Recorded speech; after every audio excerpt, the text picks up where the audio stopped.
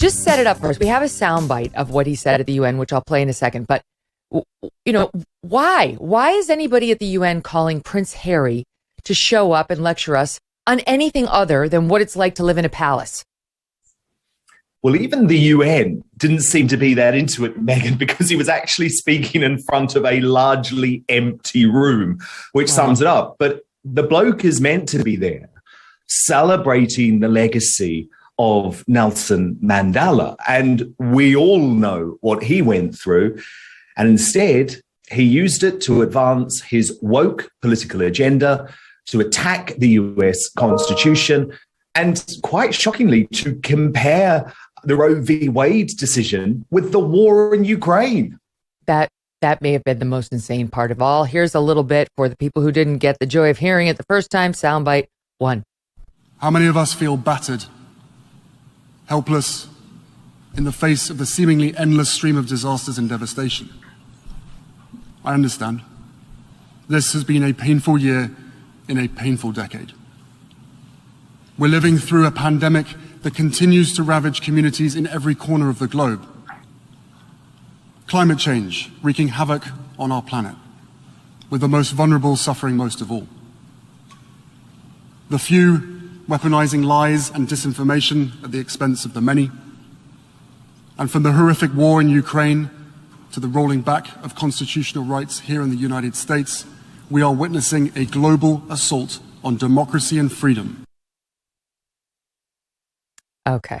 Yes. So the Ukraine war, in which 5,000 civilians have been killed, is the same thing as the Supreme Court reversing Roe versus Wade, which, if anything, is going to lead to the saving of lives of unborn babies, but in his mind is the same as murdering 5,000 civilians in Ukraine. I mean, it's insane. It's utterly insane. What's particularly shocking to me is the way that this not only denigrates the memory of Nelson Mandela, but also the royal family, Megyn, too. And I know you're less worried about that where you are in the US, but in the UK, it's sacrosanct that the royal family stays out of politics. It's sacrosanct that they stay out of international politics. The Queen will be horrified that Prince Harry is expressing a view about Roe v. Wade publicly. And the fact that he's doing it at the United Nations, this beggars belief. And what it shows is that this is a man who no longer cares about the royal family. He no longer cares about the Queen's legacy because he will advance a political cause come what may.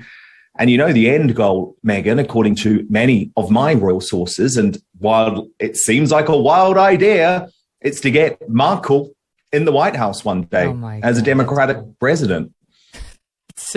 We haven't lost our minds to that extent yet. I mean, she is the one who's been out there already touting this position.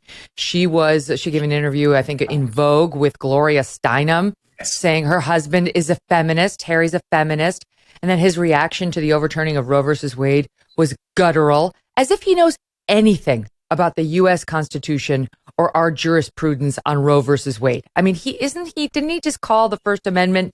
He was like dumbfounded by it. He didn't know his stuff. Why would he feel the need to weigh in? Not just, maybe press abusing a member of the royal family. That's something he's got deep and awful personal experience with. I can understand how he'd have a strong opinion on that. But why the hell would Prince Harry feel the need to weigh in on the U.S. Constitution, whether it's our First Amendment or the reversal of Roe versus Wade? The thing that's so ironic about all of it, Megyn, is that he hates the UK, remember. He hates the UK so much. And the dastardly British tabloids drove him out of this country. Remember that? Mm-hmm. Actually, he prefers the UK when it comes down to it because our justice system provides no guaranteed constitutional protection of freedom of the press. I can be chucked in jail if I publish something that he and a judge are not happy with. And he is using the legal process to gag the press in the UK. So it's hilarious to me that Harry went to America thinking that this was going to be the place where he would get complete freedom from any scrutiny. And in fact, he's had the shocking realization, my God, the US Constitution actually protects the press, protects the media, protects journalism, and he doesn't like it. And he doesn't like it for incredibly selfish reasons, man, because he doesn't want to be photographed. He doesn't want to have to deal with any scrutiny of his affairs. He wants to control the media and control the narrative. He doesn't want to be photographed, but his wife does. We just put up the picture of nobody in the seats listening to him. But his wife, at the Jubilee, you could see what she was very clear about pressing down the button that brings down her tinted window so everyone could get their shot of her sitting there next to Prince Harry. And the nerve, Dan, of this couple to lecture us about climate change when they've never seen a private jet they don't want to board.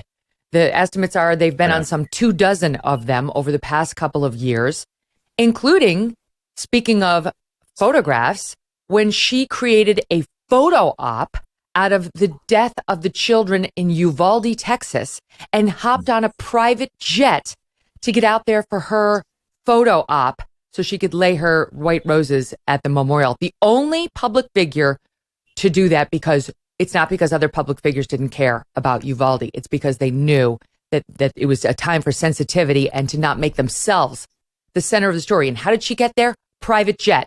As he's over there telling the rest of us to turn down our thermostat and not eat red meat.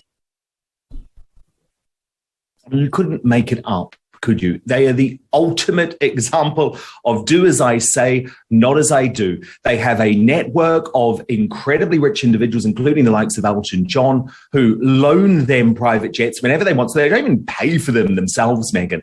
And they don't give a damn about the environment when it comes to changing their own lives.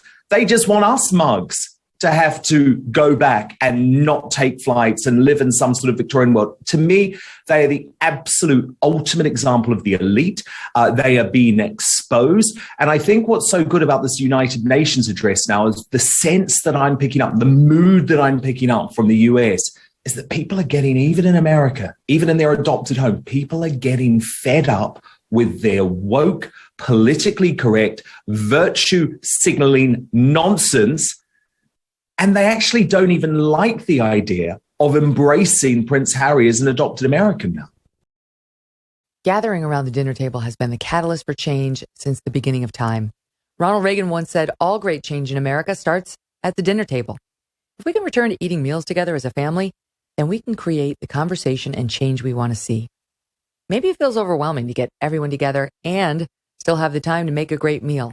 But Good Ranchers makes it easy. You pull out a Good Ranchers package of beef, chicken, or seafood. You season it with a little salt and pepper, cook it however you like, boom, off to the races. Or buy the pre-marinated so you don't even have to season it. Every box you get is superior quality, flavor, and value. Good Ranchers is a company that supports American agriculture and business. You're already buying meat, so why not support an American company like Good Ranchers? Use my code MEGAN to get $30 off your order plus free shipping. Make gatherings at the table easy and fun with Good Ranchers. Go to goodranchers.com/Megyn, MEGYN, to bring your family and friends to the table and eat some seriously delicious food once you get there. goodranchers.com/Megyn. Hey, thanks so much for watching. If you like what you just saw, hit the subscribe button for more clips and full episodes.